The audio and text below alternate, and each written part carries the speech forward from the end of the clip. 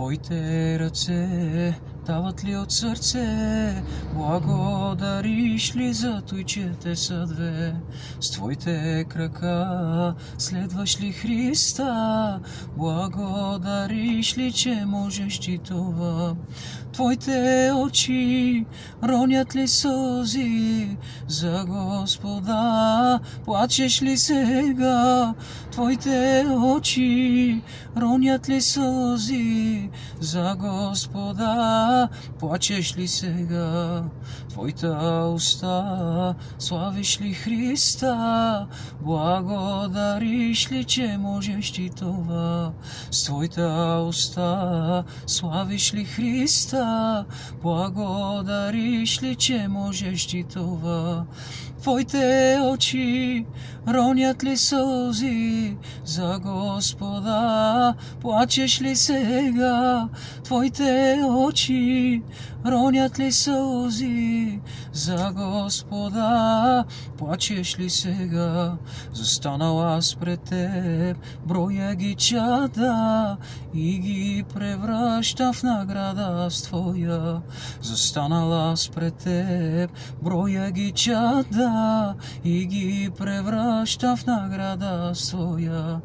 Твоите очи ронят ли сълзи за Господа? Плачеш ли сега? Твоите очи ронят ли сълзи за Господа? Плачеш ли сега? Твоите очи ронят ли сълзи за Господа? Плачеш ли сега? Твоите очи ронят ли сълзи за Господа? Плачеш ли сега?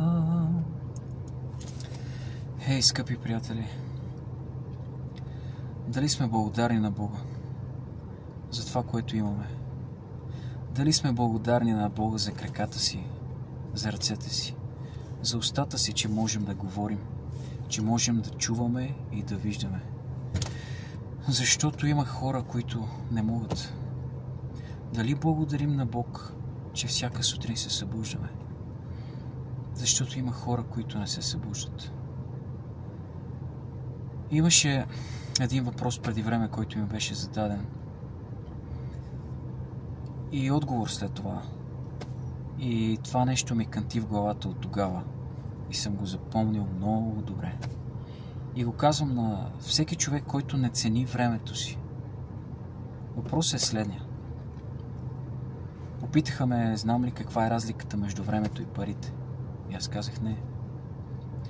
А отговорът е, че винаги знаем с колко пари разполагаме, но никога не знаем колко време ни остава на тази земя. Утре може да е последният ни ден. Никой не знае кога ще умре. Затова, скъпи приятели, ви насърчавам да живееме така, сякаш днес е последният ни ден. Не в смисъла, в светския смисъл, яш, пи и живей, а в смисъла винаги да сме готови за Господа.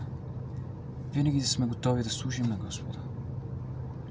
И винаги да намираме щастие в истинските неща. Защото много хора си мислят, имат това грешно мислене в главата, естествено насърчавано и диктувано от обществото, в което живеем. Но грешната представа за щастието е тази, че видиш ли, ако имаш много пари, ако имаш голяма къща, скъпа кола и някакъв висок статут в това общество, ти ще бъдеш щастлив. Но не е така, приятели. Не е така. Има много богати хора, които не са щастливи. Истинското щастие се крие в малките неща. Истинското щастие е да имаш семейство. Да бъдеш обичан и да обичаш. Истинското щастие е тези малки моменти, които прекарваш със семейството ти. И ще се изразя по малко по-жаргонен начин, но с хора се живее. Това няма да спра да го повтарям. Не може да бъдем някакви учелници, които са се отделили от този свят и от всичко останало, затворили се вътре в себе си и гледат онлайн проповеди и казват, че всичко им е наред. Не бе, хора. Бог ни е създал да общуваме с Него и помежду си. Защо Исус Христос, когато слезе тук, като 100% човек и 100% Бог? Умишлено наблягам на това, защото някои хора си мислят, че Исус Христос не е бил 100% човек тук на земята, а е бил само Бог. Не. Бого-човекът Исус Христос. Той слезе като 100% човек, за да може да изпълни закона, да бъде единственият, който ще изпълни закона и да даде благодата. И да минем към следващата диспенсация. Диспенсацията на благодата, на тази незаслужена милост, която Исус Христос ни даде. И какво направи Исус Христос, като слезе тук? Знаеме, 10 Божия заповеди бяха 10, обаче Той ги съкрати на 2. Има една такава теория от великите богослови, че 10 Божии заповеди са били, когато Моисей отиде в планината и слезна, те са били на 2 плочи. Едната плоча, всичко е било написано за отношенията между Бога и човека. На другата плоча отношенията между човек и човек. Нали, не прави това на брата си, не прави онова на брата си. Нали, да обичаш Господа своя Бог, да нямаш други богове. Какво направи Исус Христос? Слезна и тия 2 плочи с 10 заповеди ги съкрати само на 2 заповеди. Защото ако обичаш Господа своя Бог, няма да направиш нищо, което да наскърби Бога. И ако обичаш своя ближен както себе си, ти няма да му направиш нищо, което да го наскърби. И в този контекст, с тези 2 заповеди, които Исус Христос ни даде, логично е, че Бог ни е създал да общуваме. Не да се отделим като някакви учелници, не да спрем да ходим на църква и да кажем и да казваме, че всичко ни е наред. Аз мога и без църква. Какво да правя в църквата? Моля се вкъщи, чета Словото вкъщи. Бог е навсякъде. Нали, чувал съм такива изрази. Да, Бог е навсякъде. Да, може да четеш Словото вкъщи, да, може да се молиш вкъщи, може да гледаш проповеди онлайн. Но не това е целта на Господа. Целта на Господа е да общуваме заедно. Целта на Господа е да се обхождаме, да си помагаме един на друг, да се молим един за друг, като добри ходатаи. Защото молитвата се дели на 3 части. Молитва, прошение и ходатайство. Ами, ние, ако не ходатайстваме за своите брати и сестри, какво правим тогава? Ако обичаш Бога, но мразиш брата си, ти си лицемер. Няма как да обичаш Бога, но да мразиш брата си. Даже може да стигнем и по-далеч. В Словото пише да обичаш враговете си. И какво правим? Ние не можем да обичаме ближния, пък какво остава за враговете си? Какво искам да ви кажа, приятели? Не трябва да се притесняваме и да се ядосваме за някакви древни неща. Не трябва да се ядосваме за неща, които не зависят от нас, първо. И второ, не трябва да се ядосваме за неща, които този свят ни диктува. Да бъдем вървежни, да бъдем с скъпата кола, с голямата къща, скъпата и така нататък, за да ни гледат по различен начин в обществото. Честно да ви кажа, изобщо не ми пука каква кола карам и в какво живея. Да, Господ ме благославя, не се оплаквам, но аз съм доволен на това, което Бог ми дава. Защото съм се научил да се наслаждавам на живота, да не се ядосвам за глупости и да бъда щастлив в това, че съм с моето семейство. Да бъда щастлив, че Бог ми подарява всеки следващ ден. Затова, като си отварям, не веднъж съм го казвал, като си отварям очите, винаги благодаря на Господа. Благодаря ти, святи души, че даде благодата си днес. И днес сме събуди, за да мога да прекарам още един ден със семейството си. За да може още един ден да ти служа. Ей, приятели, не си правете шега с живота. Защото не знаете кога ще приключи. Не знаем кога ще приключи. Този живот не е наш. Той е на нашия Създател и Той решава кой колко време да живее. Стига вече с тия доктрини, с кой какво е прочел, кой какво е видял и аз съм прав, ти си крив, тук пише така. Стига толкова. Дайте да започнем да се обичаме един друг. Дайте да започваме да се разбираме. Да си даваме шанс. Ние сме грешни хора. Не сме съвършени, че да търсим съвършенство един в друг.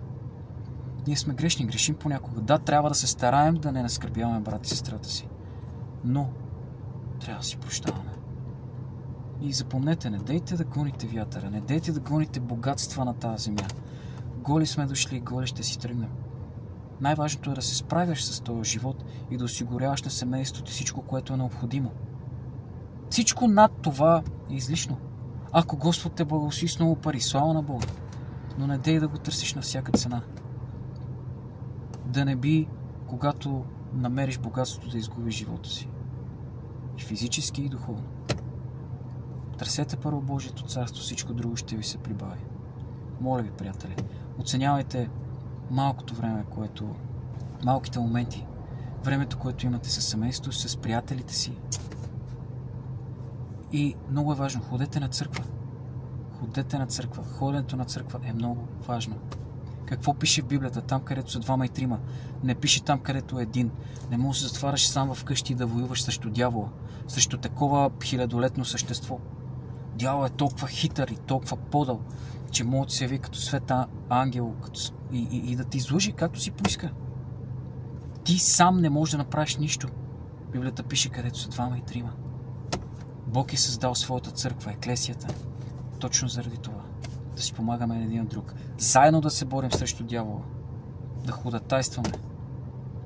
Ей, приятели, оценявайте живота, който имате. Оценявайте го, защото когато така умират млади хора и се замислям какво се случва, аз разполагам ли с моето време. Яд ме е много за младите хора, които си отиват прекалено рано от този свят, но никой не може да каже с този човешки ум каква е логиката на Бог. Той прави каквото си поиска. И естествено всичко го прави с цел, но ние не можем да разберем каква е. Не ни е дадено просто. Затова се моля Господ да ми дава благодата си всеки ден. Затова всеки ден съм с Господа. Не минава ден, в който аз да не се моля, да не слушам хваление и поклонение, да не работя за Господа. Не минава ден. Не трябва само да говорим за Господа, а трябва животът ни да бъде за Господа. Най-добрата проповед е животът ти. Целта трябва да е службата ни пред Бога. Не да ни видят хората колко сме духовни, не да взимаме постове така, как да кажа, да се показваме, че взимаме постове, да се показваме колко сме духовни. Не, хора, служете на Господа, чисто и просто. Служете на Господа и всичко друго ще ви се прибави. Клипът стана вече много дълъг. Надявам се посланието ми да сте го разбрали правилно. Радвайте се на живота в Господа, с семействата си, с приятелите си. Общувайте с хора, ходете на църква. Престанете вече да се сърдите за най-малкото нещо. Не сме съвършени, не сме безгрешни. Прощавайте си един на друг, обичайте се с Божията любов. И това е. Бъдете благословени, мир, милост и благодат да царуват върху домовете ви. И запомнете, че Бог ви обича. Обичайте го и вие. Амин.